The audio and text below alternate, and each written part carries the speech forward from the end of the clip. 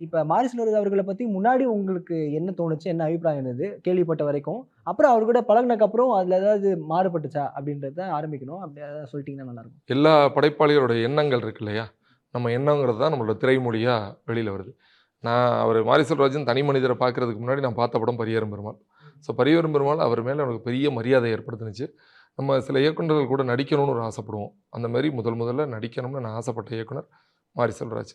அன்னைக்கு இருந்த பார்வை, இன்னைக்கு வரைக்கும் அந்த பார்வையும், மரியாதையும் அவர் மேல படிப்படியா ஏறிக்கிட்டு தான் இருக்கே ஒழிய, எந்த இடத்துலயும் இறங்கல. அதனால எனக்கு அன்னைக்கு ஒரு பார்வை, இன்னைக்கு ஒரு பார்வை இல்ல. அன்னைக்கு பார்த்த அதே பார்வை மென்மேலும் மரியாதை கூடியிருக்கு. அண்ட் ரெஸ்பான்ஸ் வந்து எங்க எல்லா இடத்துலயுமே வந்து பெரிய ஒரு வீடியோ கூட பார்த்தோம். அதுல வந்து சொல்லியிருப்பீங்க, "நாங்க உள்ள வந்தா கொஞ்சி தீத்துருவீங்க போல இருக்கு. துருவ்லாம் போனா" அப்படின்னு அவங்க சொல்லுவாங்க, "நான் துருவ்லாம் உள்ள வந்தா நாங்க விடமாட்டோம்." அப்படின்ற அளவுக்கு அதிக அளவு அன்புலாம் அப்படியே ஓவர்வெல்ம்டா இருந்துச்சு.